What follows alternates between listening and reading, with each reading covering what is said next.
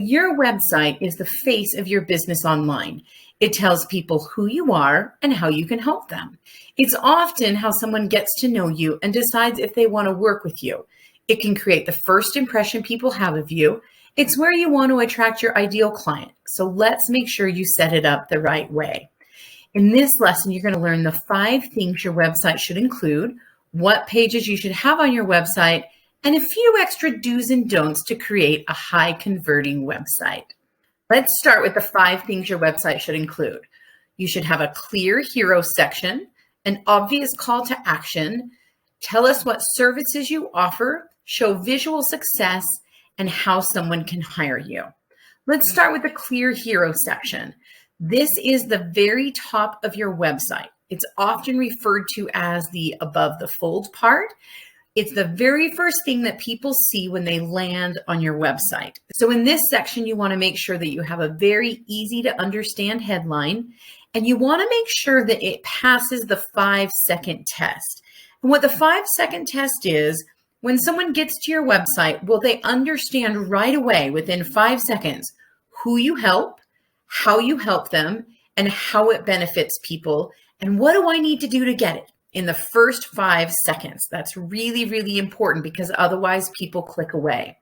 Then you want to make sure you have an obvious call to action. Do people know what they're supposed to do when they get on your site?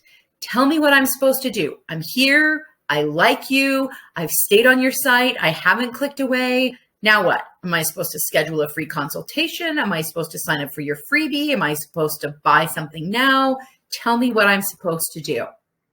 Then make sure somewhere on your website, it doesn't have to be your homepage, make sure that people can easily see what services you offer. What do you do for people? You want to have a maximum of 3. So what are your highest revenue streams and use those? It doesn't mean you can't have more things that you offer in your business or that you offer to your current customers, but on your website, list your top 3. Right. You also want to make sure that your website visually displays the success of your customers. Include images of their success. We don't want to see images of failure. Nobody wants that. Let's make sure you show images of them succeeding. And then one of the really important things is make sure you include how people can contact you. How can somebody find you? How does somebody hire you? I am amazed how many times I get to a website and I think, oh, this is awesome. Okay, let me hire this person. And then I can't figure out how to do it. So make sure that's on there. All right, next, what pages should you include on your website? Some very basic things you need to have. Obviously, you need to have a homepage. You need to have an about page. You want to have a services or a work with me page. You want to have a contact page. We just talked about that. And that you may want to include some other pages, blog pages, courses you offer, resources, frequently asked questions, if you have a book that you've written. And really important, you have to have a privacy policy that is required by law. So make sure that you get one of those. Now, don't try to be really clever with these. Some people try to change the about page to be called something like, let's get going or something. Just make sure that it's intuitive and people know exactly what it is you're talking about. All right, so on your homepage, make sure you have a clear hero section. We talked about that a little bit earlier. Make sure that it passes the 5-second test. Remember, the first impression of your business is when people land on your site. Make that count. Show people having success. Include your niche statement. You went through that whole exercise creating it. Include it on your homepage somewhere. Tell people who you help and the problem you help them solve. Give people enough information that they want to scroll and find out more. Make sure you have a clear call to action and include a way for people to join your email list. A lead magnet is usually what that's called, or a freebie or an opt-in, or make sure there's a way for people to join your email list. And I'll give you a little hint. Join my newsletter doesn't work. People get enough emails in their inbox. If you just say, sign up for my newsletter, nobody will sign up. You kind of got to give them something for free. And then make sure that you have clear navigation. Make it easy for people to figure out how to click around on your website. Your about page, a little hint, it's not about you. You can tell your story, but make sure you do so in a way that shows how your skills and experiences help other people. You want to include your niche statement here or a variation of it. It doesn't have to be exactly the same every single time. And make sure that you're talking about their problems, your customers' problems, and how you solve them. Take that 10 questions worksheet and pull information from that. Your contact page, again, make it easy for people to contact you. Don't make it hard to find. You'd be amazed how many people don't have this, and it can be very simple. Also, this is a really good place to include your social media links and a link to book an appointment with you, or at the very least, a way to email you. A little hint about social media links. A lot of people like to put them front and center on your website or up in the very top navigation center. I don't actually like that, because once I have somebody on my website, in all honesty, I don't want them to leave. I want them to go through my website, learn about me, sign up for my freebie.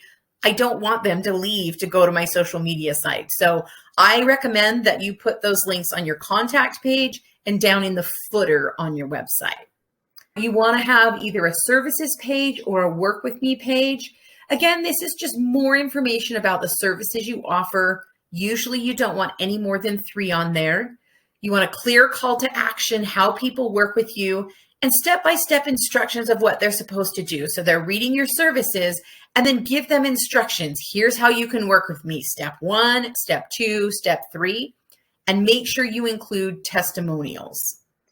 Other pages that you may have on your website, a blog page, a podcast page, any videos that you've got, and those could all be connected together. In all honesty, you can put videos on blogs, you can put podcasts on blogs. You might have a books page or a recommended reading page. You might have a course, put those pages on there. You want to have landing pages on your website. A lot of people will use lead pages or ClickFunnels or something like that. You really don't need to spend the extra money on that. Landing pages, and these are the pages that people get to when they want to sign up for your freebie. So put those right on your website. You can have frequently asked questions pages if that's something that's applicable to your business. You've got to have that privacy policy. It's required by law. And you want to keep the number of pages that you have short and sweet, not too many. All right, let's go through a few website do's, just some extra tips to help you make your website higher converting. You want to make it clear and easy to understand. Clear beats clever every single time. Use your niche statement. Make sure your website's clear. Don't be vague. People won't figure it out.